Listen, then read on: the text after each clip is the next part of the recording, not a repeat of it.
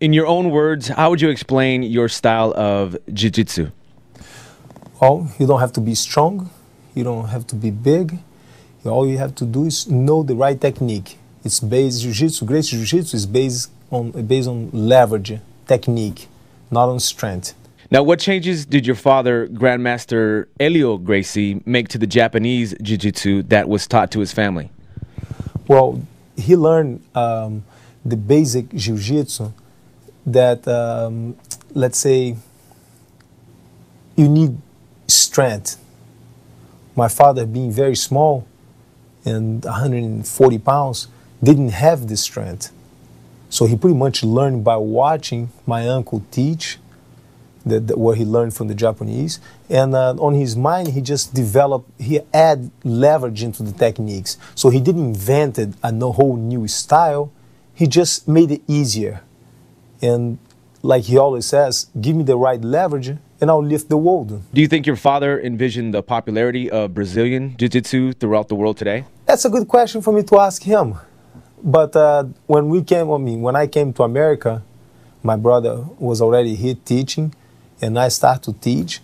And once we create the first UFC, it was just question time. In America, in Brazil, people don't know what's going on. The rest of the world don't know what's going on in Brazil.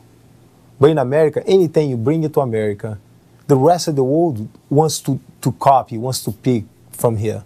So once we brought the Gracie Jiu Jitsu, the style, in the first UFC, because my brother is the one who created the UFC, into America, a lot of people first like, oh man, this is going to be impossible. How can you put two men fighting on TV, live TV? You cannot even fight on the street. You get arrested. How are you going to put that on live TV? Today's the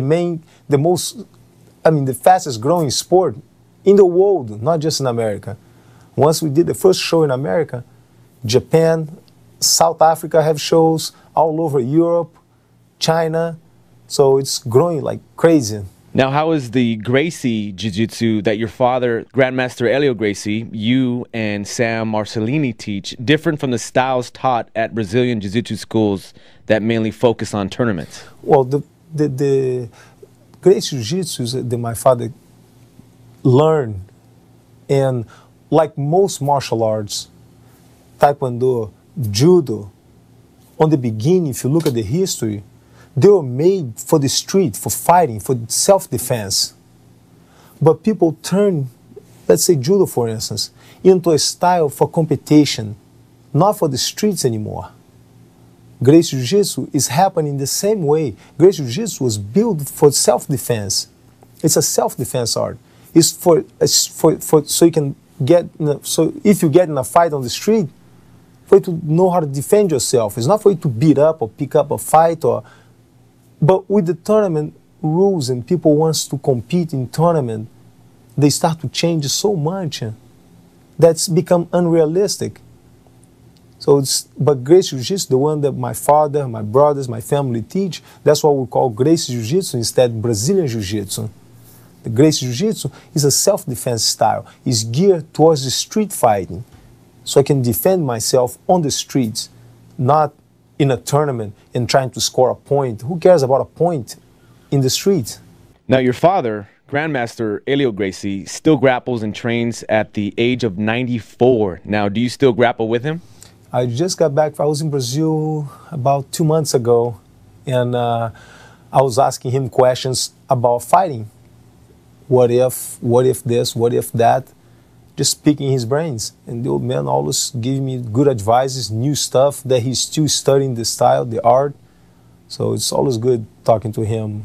He cannot train and roll and spar freely, but he'll get on the mat and teach you a class and show you the moves, and that's what he did. He's still teaching me new stuff. Wow. Now, how do you think he's able to still do that at his age? Never drink, never smoke. Pretty much we live a good, healthy life.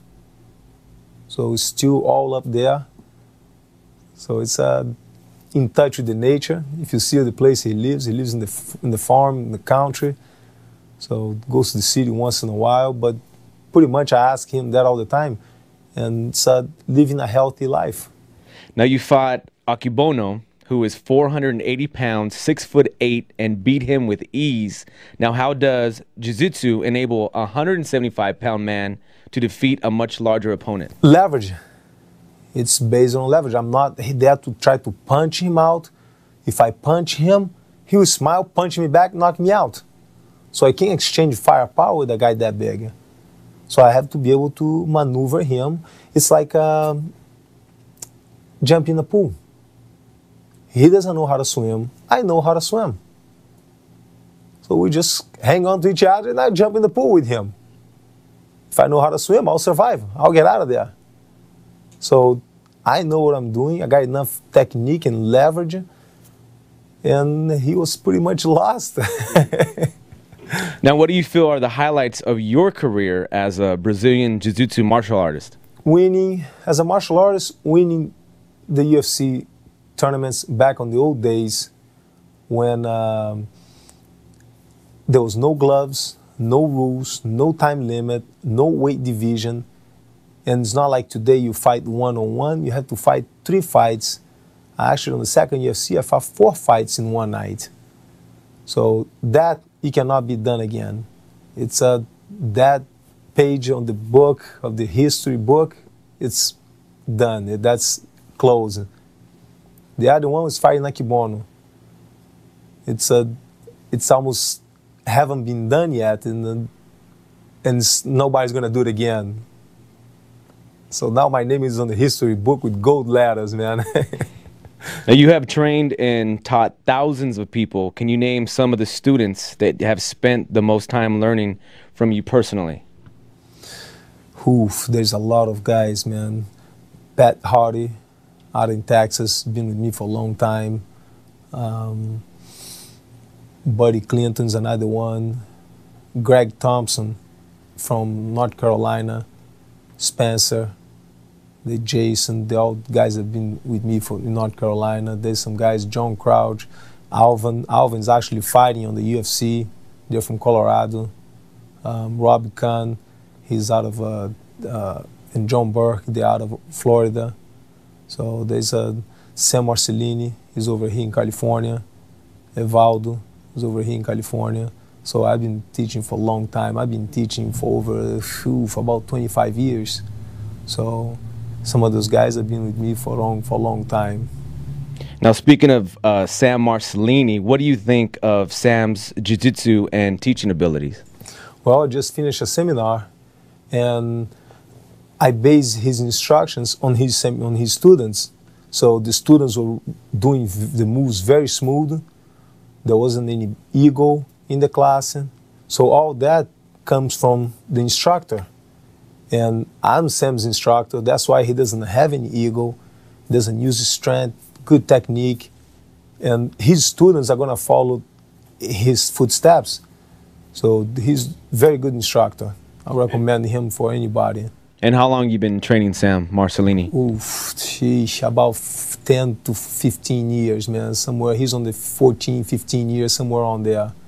So he's been with me for a long time. I try to come out to his school as much as I can. My cousins come out over here. So then he's been with all my brothers, taught classes from all my brothers. So the guy's been around for a while. Now, on average, how much time do you devote to training? For myself? For yourself? If I get a fight coming up, if I have a fight, I'll stop teaching. That's the main thing. Stop traveling. I spent 6 months pretty much on the road, traveling, teaching seminars. If I have a fight coming up, about 3 to 4 months, I'll lock myself down, stay home, and just train. I actually use Sam as a sparring partner a couple times. I mean, because he comes from a stand-up background. And what do you do for fun or to wind down? Spend time with my kids, man. Those little ones, what keep me alive today. Keep me here today. Done everything I want to do. So now it's just, I'm here for them. Now, what would be your advice to someone who wants to learn Brazilian Jiu-Jitsu? Like everything else, it takes time. Practice. Over and over. It's not overnight. You're not learning to become a fighter. You're learning to learn how to defend yourself. So have fun with it, practice,